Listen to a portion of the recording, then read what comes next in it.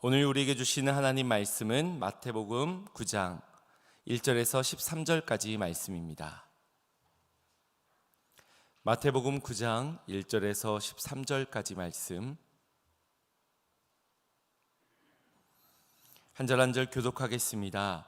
예수께서 배에 오르사 건너가 본 동네에 이르시니 침상에 누운 중풍병자를 사람들이 데리고 오거늘 예수께서 그들의 믿음을 보시고 중풍병자에게 이르시되 작은 자야 안심하라 내 죄사함을 받았느니라. 어떤 서기관들이 속으로 이르되 이 사람이 신성을 모독하도다.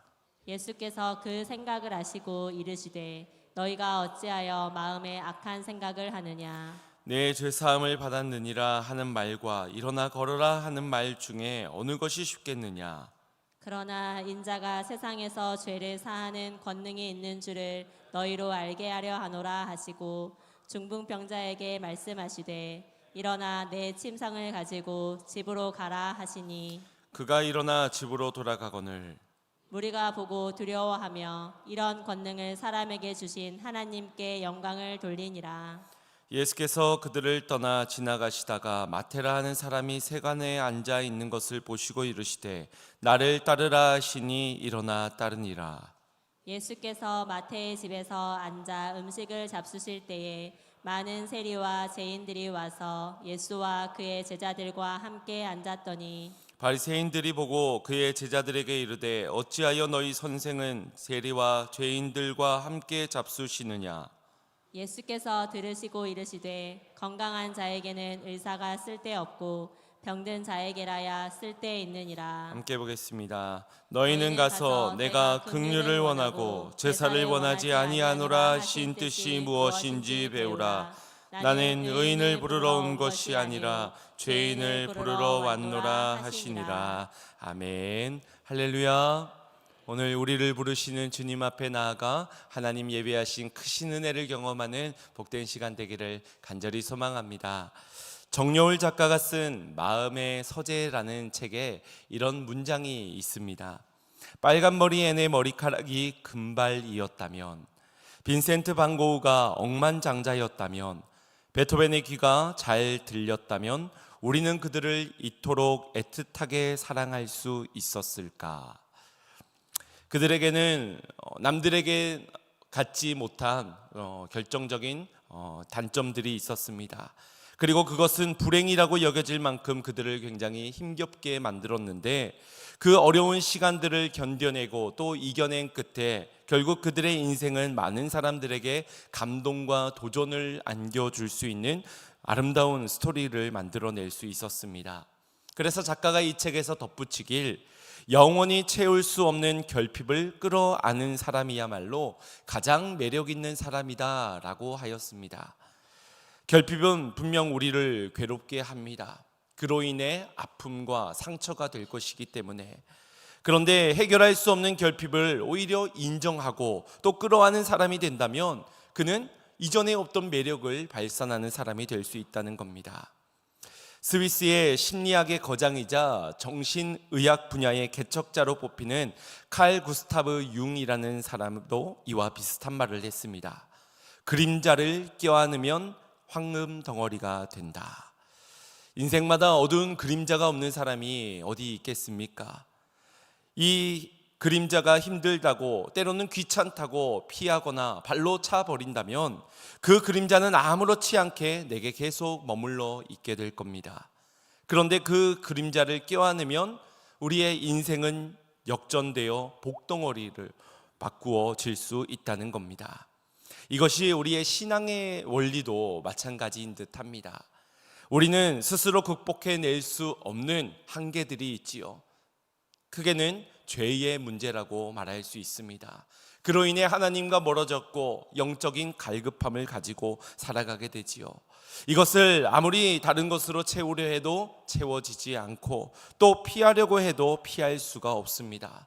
소유를 통해 해결해 보려 해도 아니면 선한 행위로 덮어보려 하지만 그럴수록 인생은 더욱더 절망을 마주하게 됩니다. 그러나 성경은 우리에게 이렇게 말씀해 줍니다. 먼저 우리의 연약함을 인정하라고 말입니다. 내가 죄인임을 부인하고 회피할 것이 아니라 이것을 받아들이고 인정해야 한다. 그래야 하나님의 은혜를 찾아 갈망하게 되기 때문입니다. 하나님은 강한 사람을 부르지 않으셨습니다. 오히려 자신의 연약함을 하나님 앞에 내어드릴 수 있는 사람, 그 약함 속에 하나님의 능력을 겸손히 구하는 사람을 찾아 사용하십니다. 그러니 우리가 버티고 견뎌야 하는 자리는 우리의 연약함을 부인하고 회피하는 자리가 아니라 나의 부족함을 인정하고 그저 하나님의 은혜 안에 머무르는, 견디는 그 자리에 서야 할 줄로 믿습니다. 룻기서를 보면 이 모압 여인이었던 룻이 이 시어머니인 나오미를 따라 베들레헴으로 오게 됩니다. 생계를 이어나가기 위해 룻은 어머니를 대신하여 이 밭을 찾아가 이삭을 줍는 일을 하였는데, 마침 보아스의 땅에서 이 밭에서 이삭을 줍고 있었는데 이 광경을 지켜보던 보아스가 룻에게 이렇게 말했습니다. 8절 말씀에 내 딸아 들으라, 이삭을 주우러 다른 밭으로 가지 말며 여기서 떠나지 말고 나의 소녀들과 함께 있으라. 이 보아스의 따뜻한 말로 인해 룻은 땅에 엎드려 절을 하며 이렇게 말하였습니다. 나는 이방 여인이오늘 당신이 어찌하여 내게 은혜를 베푸시며 나를 돌보시나이까. 룻이 이렇게 반응한 것은 자신의 처량한 신분과 처지 때문이었습니다. 이스라엘 사람과 함께 할 수 없는 이방인이요, 남편을 먼저 잃고 과부가 되게 된 자신의 처지를 너무나도 잘 알고 있었기 때문에 그런 자신을 대하는 이 보아스의 배려와 섬김을 보니 그것이 은혜로 다가왔던 것입니다. 특히나 이 보아스의 말에서 발견하게 된 은혜는 단순히 이 밭에서 이삭을 많이 주스라는 말이 아니었습니다. 시녀보다 못한 이방인인 자신을 내 딸아 부르며 가족으로 받아들이고 공동체로 받아준 것에 대한 기쁨이 있었습니다. 이처럼 은혜는 자신이 어떤 존재인지 그리고 어떤 처지에 놓여 있는지를 인정하는 자들에게 주어지게 됩니다. 내가 욕갓 이삭 좀 줍는다고 사람 우습게 보면은 큰 코 다쳐. 내가 왕년에 얼마나 잘 나갔는데 라고 말을 하는 자존심 쌤 사람들에겐 죽었다 깨어나도 발견할 수 없는 은혜입니다. 사랑하는 성도 여러분, 룻과 같은 우리는 신분과 처지 어느 것 하나 룻보다 나은 것이 없는 사람들입니다. 죄인 중에는 괴수인 우리는 죄로는 죽었던 자들이지요.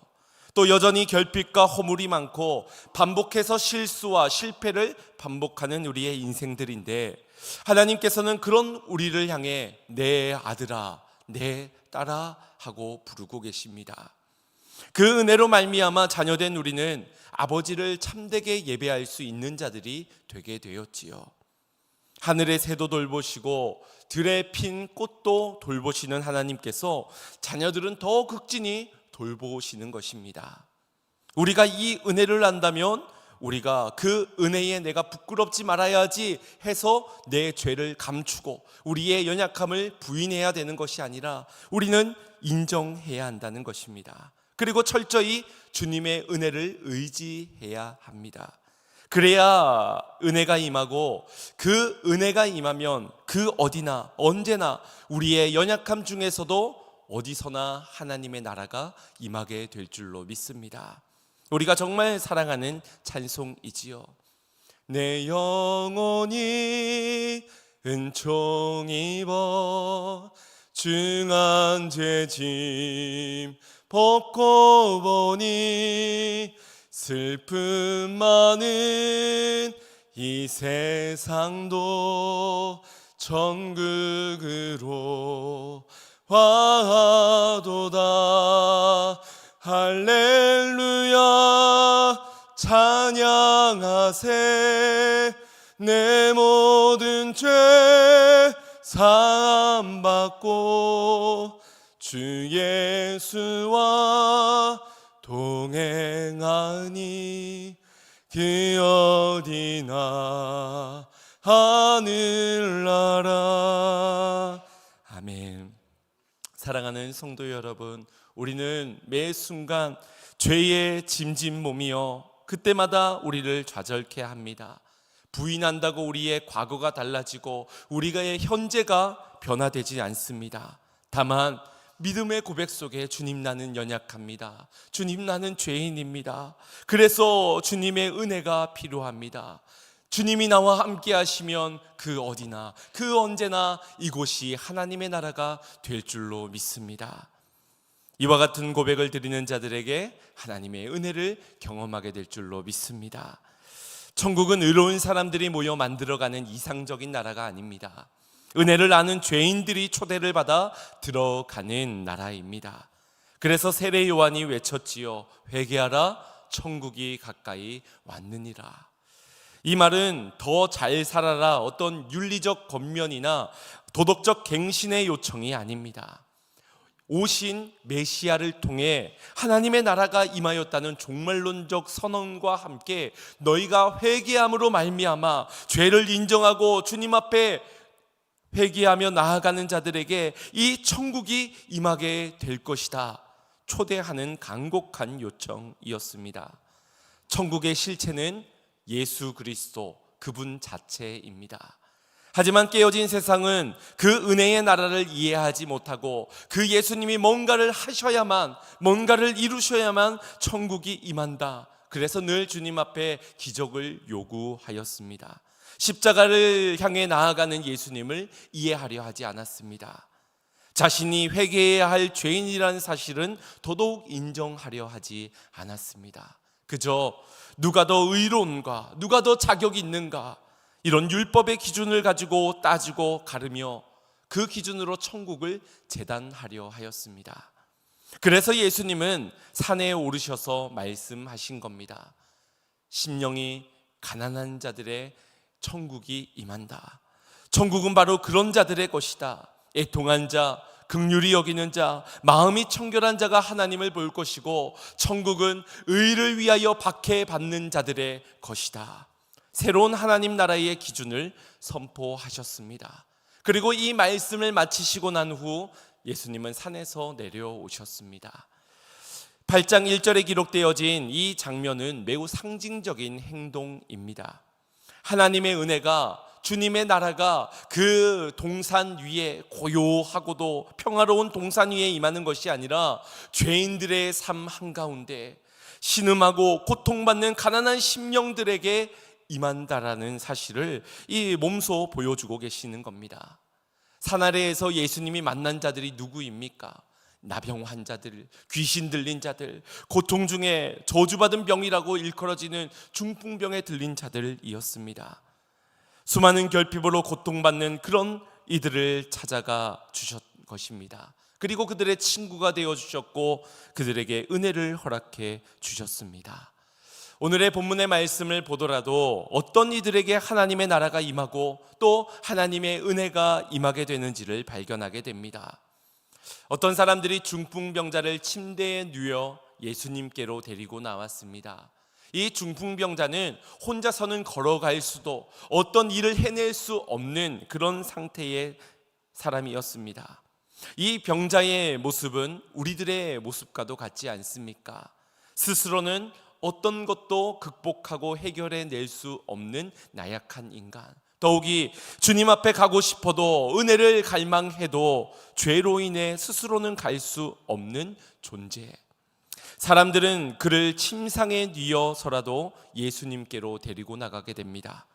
홀로 갈 수 없는 그 길을 누군가에 의해, 동력자에 의해, 공동체에 의해 함께 믿음으로 이끌어주며 예수님께로 나오게 된 것입니다.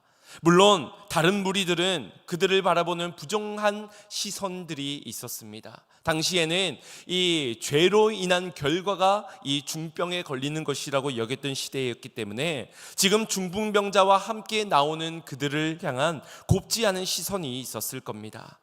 그럼에도 그들은 예수님께로, 은혜의 자리로 나아왔습니다. 능력의 예수님께서 베푸실 긍휼의 은혜를 신뢰하면서 말입니다. 예수님은 이것이 믿음이라고 말씀하십니다. 스스로는 올 수도 없고 사람들의 불편한 시선을 넘어 그들의 비난을 뒤로하고 체면을 넘어선 채 연약함을 인정하면서 나온 그것이 예수님은 믿음이라 하십니다. 2절 말씀을 보면 작은 자야 안심하라 내 죄 사함을 받았느니라. 이 중풍병에 걸려 누워 있는 그를 향해 주님은 말씀하십니다. 요 바로 직전에 8장의 마지막 사건을 보면은 이 제자들이 풍랑을 만난 사건이 기록되어져 있는데, 풍랑을 만나 혼비백산 두려워 떨고 있는 제자들을 향해 예수님은 믿음이 적은 자들이여 어찌하여 두려워하느냐라고 말씀하셨습니다. 작기는 작은데 제자들은 믿음이 적은 자였고, 이 작은 자는 사람들의 평가에 의해서 소외되고 고통받아서 그렇게 스스로를 작은 자라고 여기고 있는 이들입니다. 믿음이 적은 것에는 주님의 책망이 따랐지만, 그러나 사회적 시선 안에 자신의 자존감이 무너져서 그렇게 결핍 가운데 작아진 자는 주님 말씀하십니다. 안심하라. 그에게 천국이 임하게 되었습니다. 내 죄 사함을 받으라. 이 주님의 선언으로 인하여서 하나님과의 관계가 회복되어졌기 때문입니다. 뿐만 아니라 예수님께서는 이 중풍병자를 일어나 걷게 하시면서 영혼의 해방뿐만 아니라 육체를 얽매던 그 질병까지 고치시며 자유를 허락해 주셨습니다. 주님께서 주목하셨던 믿음은 주를 믿는 믿음으로 함께 나온 자들, 그리고 우리의 연약함을 인정하고 나온 그 믿음을 주목하셨습니다.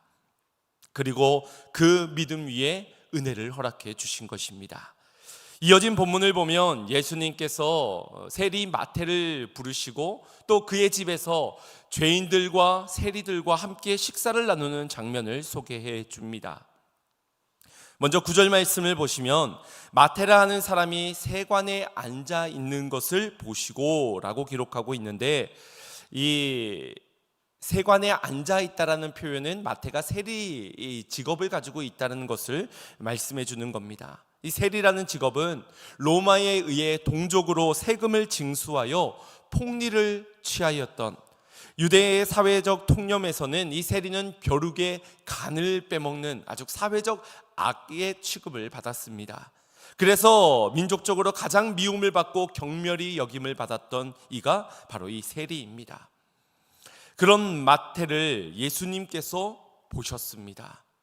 여기서 보셨다라는 것은 단순히 그가 세리구나, 지금 세관에서 세리 일을 하고 있구나, 그 겉모습을 본 것이 아니라 그의 영혼을, 그의 괴롭고 결핍이 가득한 상한 심령을 주목해 보셨던 것입니다.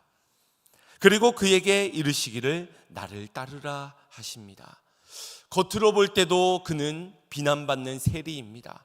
속으로 볼 때도 그의 부족함, 결핍, 문제들이 상당히 많아 보이는 이입니다. 그것을 모든 것을 보셨던 예수님께서 그럼에도 나를 따르라 하십니다.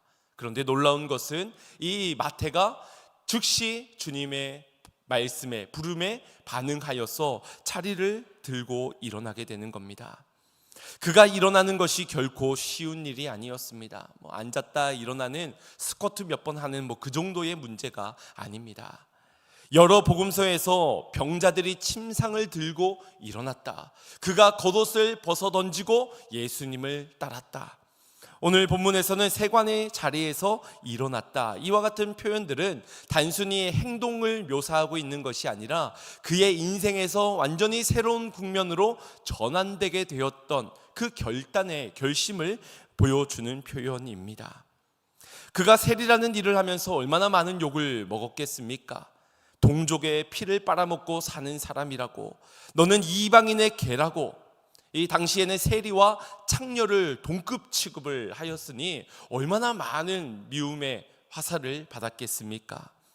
그가 그럼에도 이 일을 포기하지 못했던 것은 결국 돈 때문이었을 겁니다. 떼돈을 벌 수 있는 이 기회를 놓칠 수가 없었던 것이지요. 물론 직장 생활을 하는 모든 분들이 돈 때문에 하는 것은 아닐 겁니다. 하지만 이 세리 일을 하면서 그는 사회적으로는 매도되죠. 관계가 깨어지죠. 몸도 망치죠. 이 세간의 자리에 앉아서 버티는 것은 돈일 가능성이 매우 큽니다. 그런데 그 자리를 일어났다, 그것은 그의 인생에서 이제껏 돈을 의지하고 돈을 신뢰하고 돈을 바라보고 살아왔다면 이젠 예수님을 믿고 따르기 위해 결단코 일어났다라는 의미입니다. 그저 직업을 바꾸기 위해 일어났다는 것이 아니라 진정한 은혜가 주님께 있음을 믿고 은혜를 갈망하는 마음에서 믿음의 결단을 하였다는 겁니다. 내가 이제는 돈을 쫓지 않고 예수님을 쫓아 예수님의 제자로 살겠노라. 이 땅 가운데 살아가지만 진정한 하나님의 나라를 내 삶에 임하게 하시는 그 주님을 따르겠노라. 그렇게 결단하며 일어서게 된 겁니다. 마태는 자신을 불러주신 예수님께 감사한 마음에서 그분을 자신의 집으로 초대하였고 그 집에서 여러 사람들의 무리와 함께 식사를 나누게 됩니다. 우리 10절 말씀 합독하겠습니다. 예수께서 마태의 집에서 앉아 음식을 잡수실 때에 많은 세리와 죄인들이 와서 예수와 그의 제자들과 함께 앉았더니. 아멘. 여기 주목할 만한 점은 그의 집에 많은 세리와 죄인들이 와서 예수와 그의 제자들과 함께 자리를 한 것입니다. 마치 앞전에 어떤 사람들이 이 중풍병자를 침상에 누워서 예수님 앞에 데려와 이도 은혜를 받으라고 은혜를 함께 나누기를 원했던 것처럼 이 마태도 자신이 받은 자신이 만난 이 은혜의 주님을 나 혼자만 간직하는 것이 아니라 이 은혜가 필요한 영혼들을 초청하면서 그들과 함께 먹는 것도 그리고 영적으로 채워지는 은혜도 경험하기를 원했던 것입니다. 오늘 저와 여러분이 회복해야 할 시선 3가지가 있습니다. 먼저 첫 번째는 우리에게 긍휼을 베푸시는 하나님을 아는 시선입니다. 이 시선이 없는 인생은 어떤 소망도 어떤 희망도 없는 인생이라 할 수 있습니다. 하나님을 아는 지식이 가장 고상한 지식이라 하였습니다.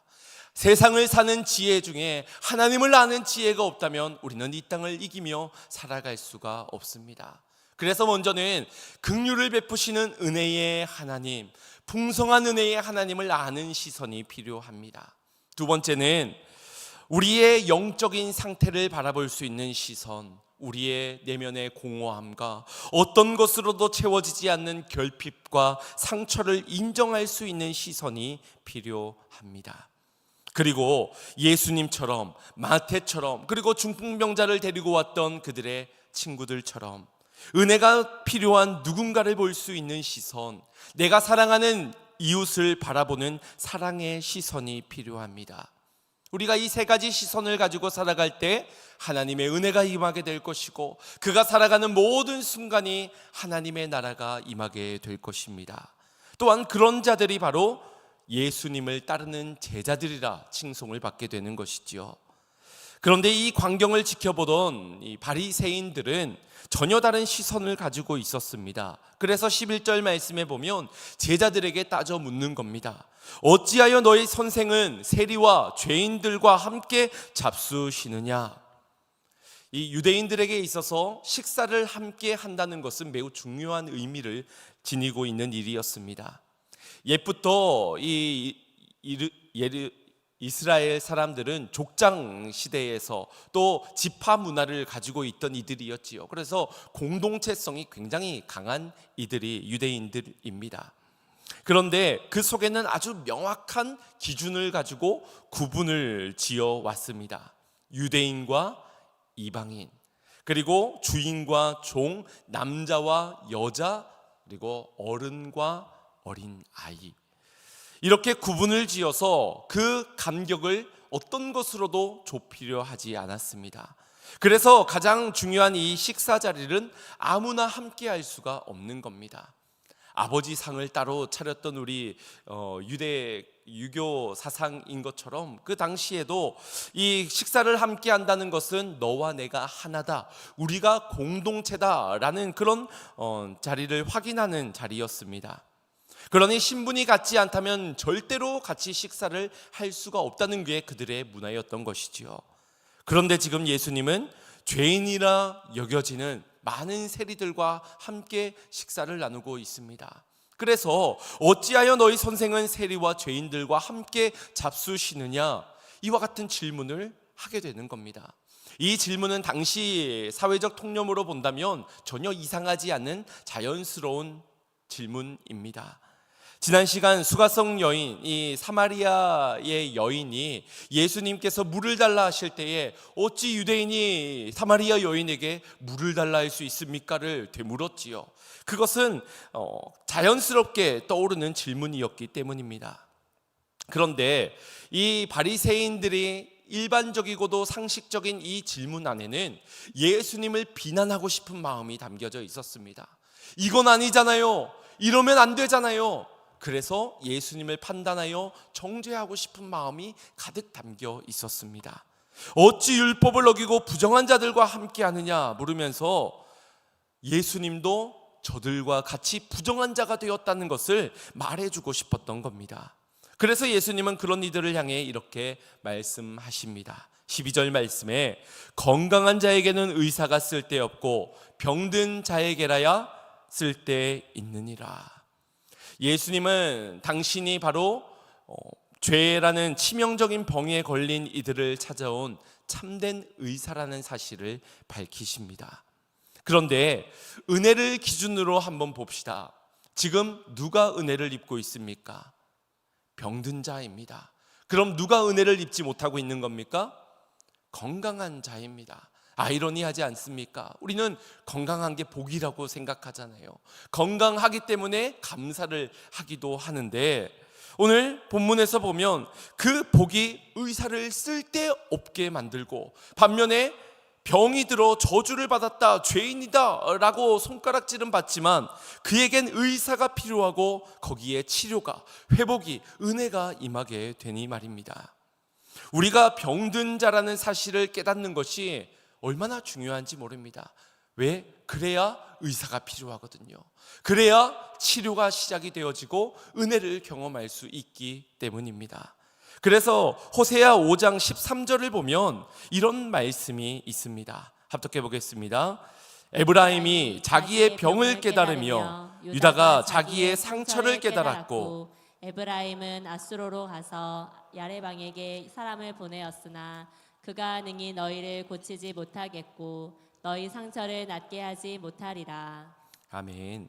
여기 에브라임은 북이스라엘을 가리키는 말이고 유다는 남유다를 가리키는 말입니다. 그들은 병이 들었습니다. 상처가 났고 고통받고 괴로웠습니다.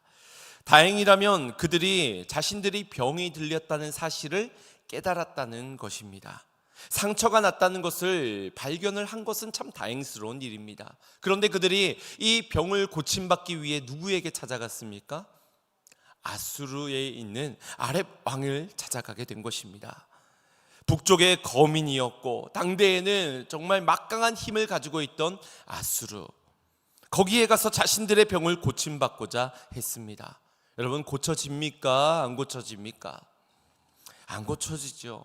겉으로 강해 보일 뿐 그들은 고칠 수 없습니다. 그들도 병든 자들이기 때문에 누가 누구를 고친단 말입니까? 우리를 고치시는 분은 오직 예수 그리스도 한 분뿐이십니다. 물론 그래서 병원을 가지 않아도 된다라는 말은 아니지만 우리가 병원을 가기 전에 병원을 가면서도 우리가 찾아야 하는 것은 언제나 하나님의 은혜인 줄로 믿습니다. 그럼 예수님 앞에 나와야 했던 그들인데 그들은 엄한 데 가서 거기서 아이고 우리 잘 좀 지냅시다, 우리 좀 도와주십시오, 정말 힘들고 어렵습니다, 거기서 고침을 받고자 하는 겁니다. 그러면서도 자신들의 병이 나은 줄로 여겼습니다. 일시적으로 그들과 평화를 협정을 맺었기 때문에 아수르와 관계가 좋아졌거든요. 그러니까 자신들이 병이 나은 줄 착각을 하는 겁니다.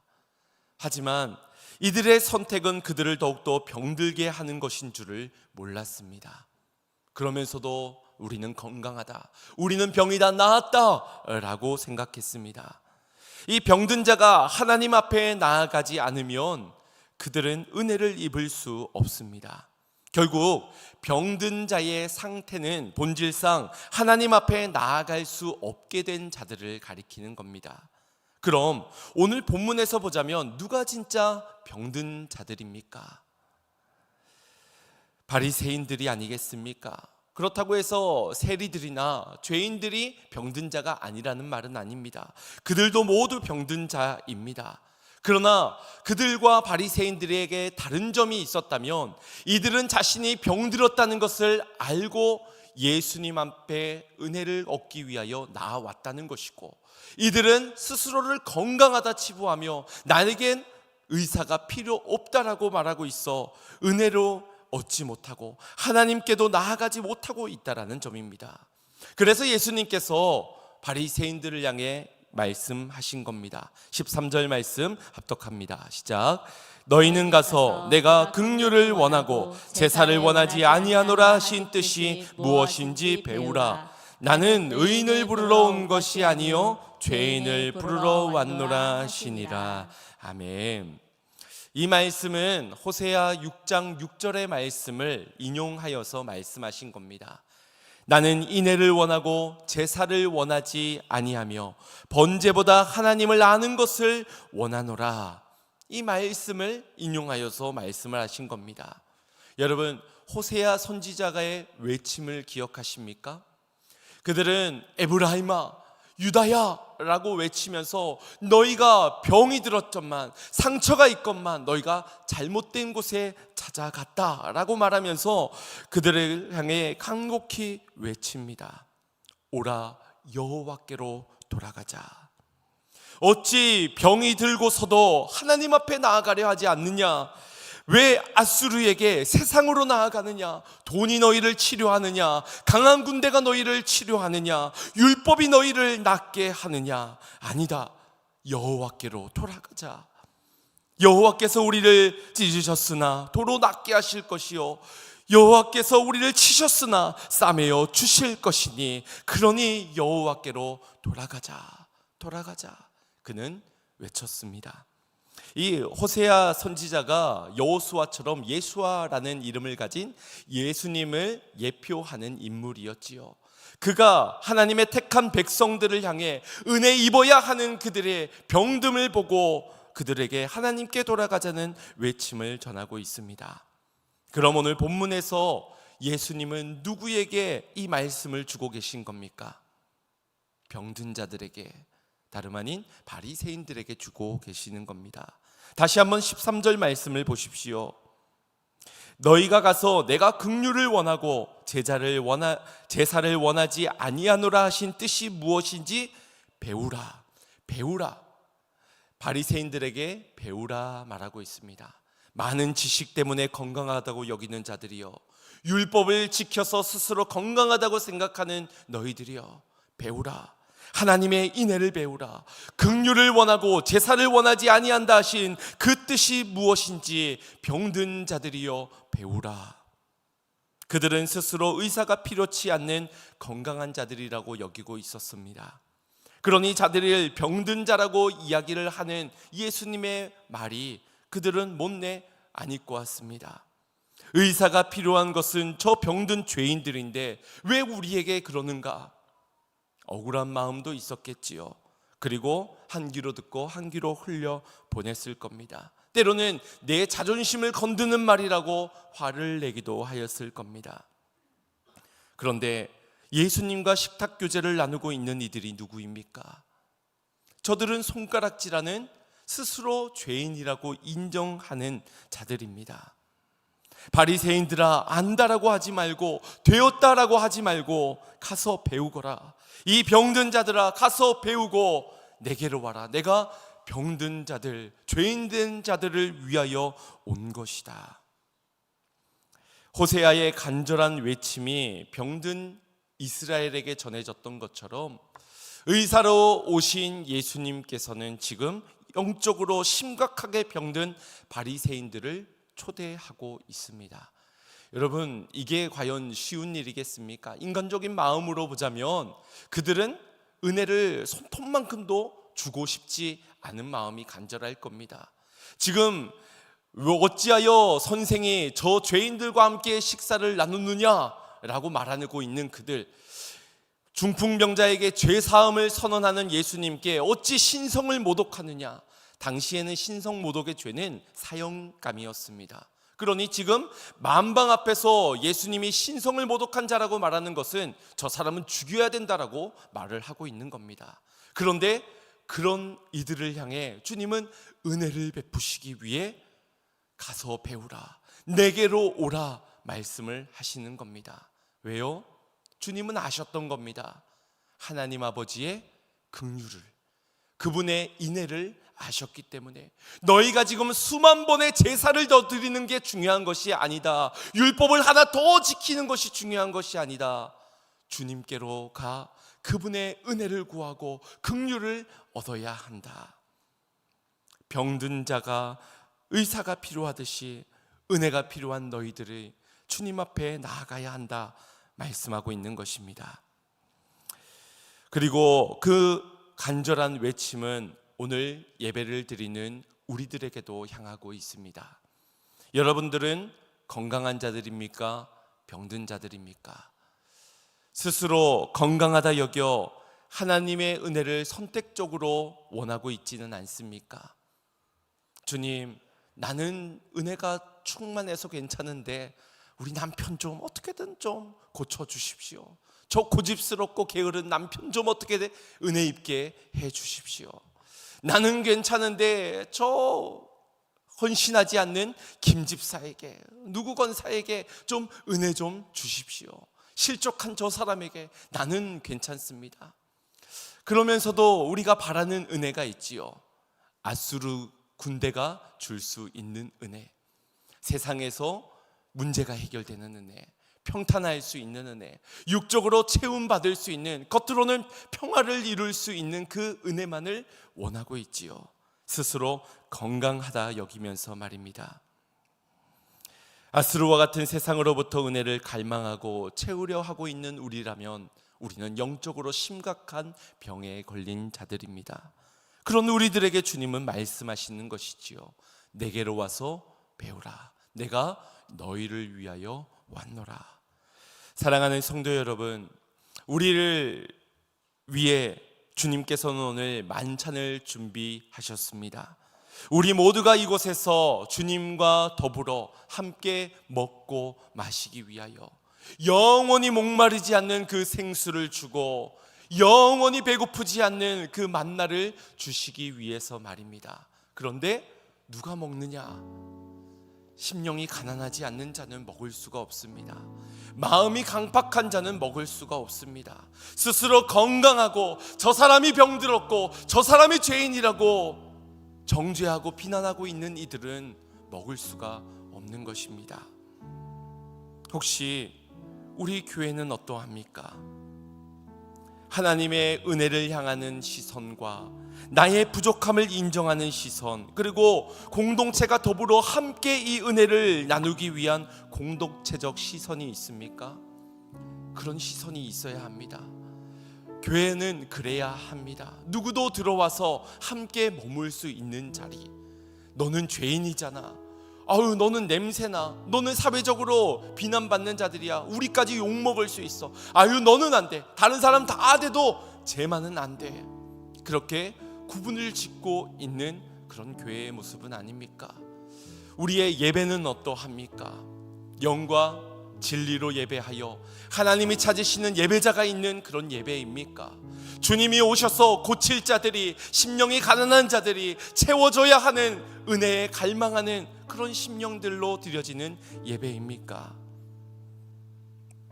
회개함으로 나아가 주님께서 나를 새롭게 빚어가시도록, 주님 나는 병든 자입니다, 주님 나는 주님이 필요합니다, 그렇게 주님을 찾는 예배입니까?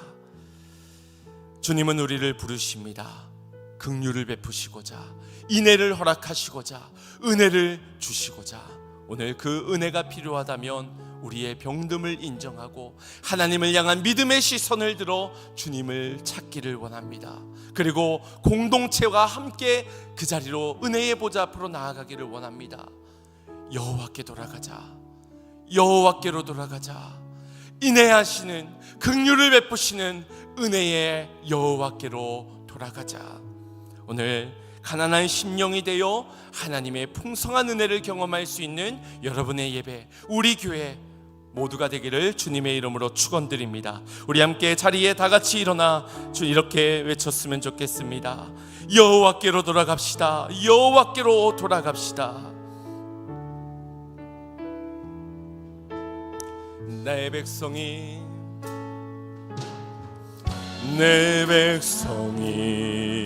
나를 떠나 돌아섰지만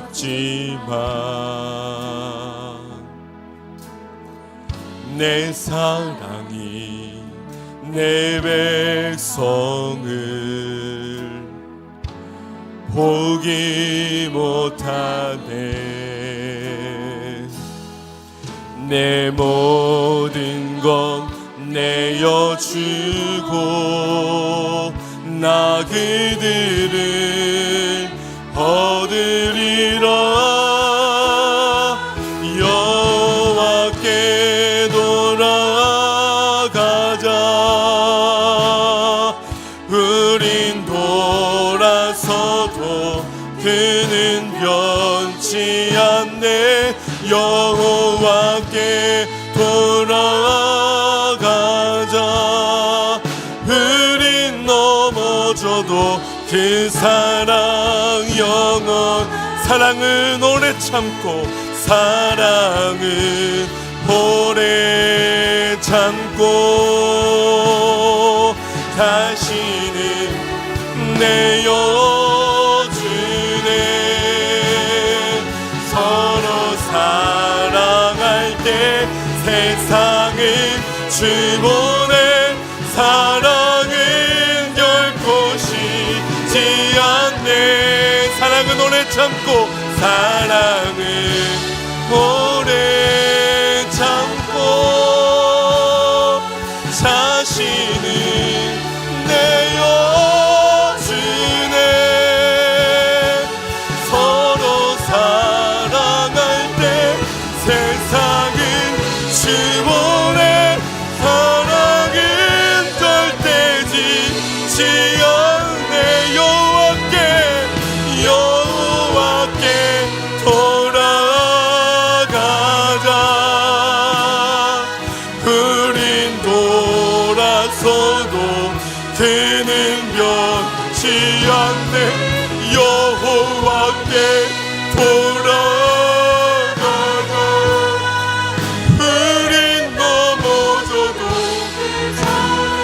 여호와께 돌아가자. 여호와께 돌아가자. 우린 돌아서도 그는 변치 않네.